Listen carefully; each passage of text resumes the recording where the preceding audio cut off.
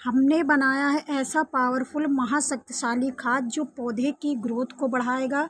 साथ ही पौधे में फूल नहीं बन रहे हैं, कलियां नहीं बन रही है तो कलियां भी बनेगी। अगर आप इस खाद को बनाते हैं, अपने पौधे में देते हैं तो पौधे 4 गुना तेज़ी से वृद्धि करेंगे, फूल बनाएंगे, कलियां बनाएंगे। ये मेरा बासलम का पौधा है जिसे गुल मेहंदी के नाम से जाना जाता है।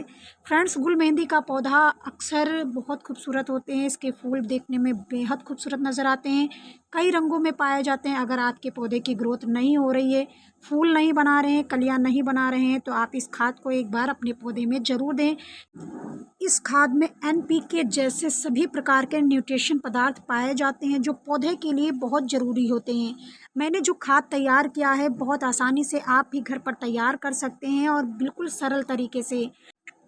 अगर आप ऑर्गेनिक तरीके से गार्डनिंग करते हैं तो ये आपके लिए बेहतर चॉइस है कि आप इस खाद को बना करके अपने पौधे में ज़रूर दें। ये जो आप खाद देख रहे हैं ये खाद है ओपले का। जो हमारे यहाँ ओपले होते हैं जिसे कंडे कहे जाते हैं, उसका मैं खाद बनाई हूँ। और उस खाद को पावरफुल बनाने के लिए इसमें मैंने एलोवेरा, हल्दी, नीम की पत्तियों का इस्तेमाल किया है। साथ में एक छोटा टुकड़ा गुड़ का भी इस्तेमाल किया है। ये सारी चीज़ें जब आपस में मिल करके क्रिया करते हैं तो इतना पावरफुल खाद बनकर तैयार होता है कि पौधे की ग्रोथ को बढ़ाता है, साथ ही फूल, कलियाँ, फल भी बनाता है। फ्रेंड्स, आप किसी भी प्रकार के प्लांट में इसका इस्तेमाल कर सकते हैं, चाहे गुड़हल हो, चमेली हो, चंपा हो, मोगरा हो। मैं यहाँ इस्तेमाल करूँगी अपने इस प्लांट में। इसमें आप देख सकते हैं फ्रेंड्स, मैंने एक बार इस्तेमाल किया है और इसकी ग्रोथ भी अच्छी हुई है। फ्रेंड्स, मैंने इसमें जो फर्टिलाइज़र दिया, मैंने इस पर एक वीडियो भी बनाया था कि 4 पौधे की ग्रोथ मेरे किस तरह से चल रहे हैं। चारों की ग्रोथ में अंतर भी आ रहे हैं। अगर आपके बासलम के पौधे में कीड़े लग जाते हैं, पत्तियां इस तरह ख़राब हो रही हैं, तब भी आप इसका छिड़काव करेंगे तो आपके पौधे में इन सारी समस्याओं से आप छुटकारा पा सकते हैं। क्योंकि हल्दी और नीम की पत्तियां ऐसे काम करती हैं जिस कि पौधे में अगर आपके कीट लग जाते हैं, मिट्टियों में फंगस लग जाते हैं, बैक्टीरिया पनप जाते हैं, तो ऐसे में ये बहुत अच्छा काम करता है। और नीम की जो पत्तियां होती हैं मित्र कीटों को नहीं मारती बल्कि शत्रु कीटों को मारने में सक्षम होती हैं।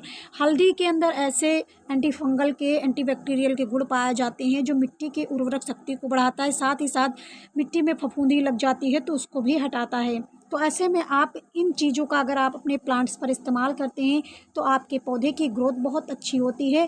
क्योंकि जब पौधे में कीड़े नहीं लगेंगे, मिट्टी की जो उर्वरक शक्ति है वो बढ़ जाती है, तो आपके पौधे की ग्रोथ जाहिर सी बात है वो बढ़ेगी।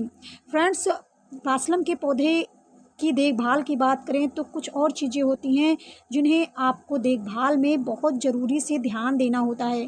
फ्रेंड्स, ये मेरा बासलम का पौधा देख सकते हैं कितना मोटा है और जड़ें भी देख सकते हैं किस तरह से इसके अंदर निकली हुई हैं। इसकी जो मैंने मिट्टी बनाई थी बिल्कुल बेल्ड्रन बनाई थी, क्योंकि बासलम का जो पौधा होता है पानी नहीं मांगता। इनके तनों में पानी भरा होता है। अगर आप 2-4 दिनों तक पानी नहीं देते तभी ये पौधा बहुत अच्छी तरह से चलता रहता है। तो बासलम का पौधा ज़्यादा पानी की ज़रूरत नहीं पड़ती। अगर फ्रेंड्स धूप की बात करें तो धूप भरपूर मात्रा में चाहिए, कम से कम 6 या 7 घंटे धूप चाहिए, तभी आपके पौधे में फ्लावरिंग अच्छी होगी और इसकी ग्रोथ भी होगी। ग्रोथ क्यों होगी फ्रेंड्स? क्योंकि सूर्य की जो रोशनी होती है उन्हीं के कारण ये प्रकाश संश्लेषण की क्रिया करते हैं और आपके पौधे घने होते हैं, साथ ही पत्तियां क्लोरोफिल बना पाती हैं और पत्तियां हरी होती हैं। तो इसीलिए प्रकाश जो होता है हमारे पौधे के लिए बहुत अनिवार्य होता है। फ्रेंड्स, अब बात करते हैं माइक्रो न्यूट्रिशन की। तो आप इस तरह के खाद जब बना करके अपने पौधे में दे देते हैं तो मिट्टी की उर्वरक शक्ति बढ़ जाती है और मिट्टी की जब शक्ति बढ़ती है तो पौधे हमारा ग्रोथ करना शुरू कर देते हैं। जब भी आप कोई फर्टिलाइज़र दें तो मिट्टियों को ढीला करके उसके बाद दें, और फर्टिलाइज़र देने का जो समय होता है वो हमेशा शाम को देना चाहिए, या तो आप बहुत सुबह जल्दी दे दें, दोपहर में बिल्कुल नहीं देना चाहिए। फ्रेंड्स, खास तौर पर गर्मियों के मौसम में क्योंकि तापमान बहुत अधिक होता है, ऐसे में पौधा हमारा जल सकता है, तो इसीलिए जब भी कोई फर्टिलाइज़र दें तो शाम को दें। फ्रेंड्स, ओपले का जो खाद हम बनाते हैं, आप ताज़ा गोबर का भी इस्तेमाल कर सकते हैं और ओपले का भी इस्तेमाल कर सकते हैं। 1 लीटर हमने पानी लिया था और उसमें लगभग 150 ग्राम से ज़्यादा मैंने ओपले को भिगोया था। आधा चम्मच हल्दी लिया है और साथ में कम से कम 50 से 100 ग्राम एलोवेरा जेल को टुकड़े में काट लिया है, यानी कि पत्तियों को टुकड़े में काट लिया है, और 50 ग्राम मैंने नीम की पत्तियाँ लिया है। आप इसी क्वांटिटी के हिसाब से घटा बढ़ा सकते हैं और अपने प्लांट्स के लिए तैयार कर सकते हैं। मेरे केवल 4 ही पौधे में देना था, इसीलिए मैंने इतना तैयार किया है, तो आप भी तैयार करके अपने प्लांट्स पर ज़रूर दें। फ्रेंड्स, इसके अंदर ऐसे सभी माइक्रो न्यूट्रिशन पदार्थ पाए जाते हैं, NPK खाद पाए जाते हैं जो पौधे के लिए अनिवार्य होते हैं। तो इस तरह अगर आप अपने खाद वो देते हैं अपने पौधे में, तो आपके पौधे की ग्रोथ बहुत अच्छी होती है। आप किसी भी प्लांट में दे सकते हैं, मैं तो यहाँ बाशलम में देने वाली हूँ।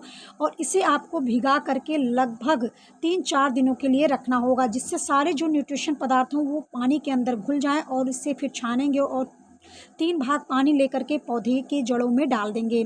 फ्रेंड्स, अगर आपकी पत्तियों पे कीट लग जाते हैं तो आप इसका घोल तैयार करके और पौधे पर स्प्रे कर सकते हैं।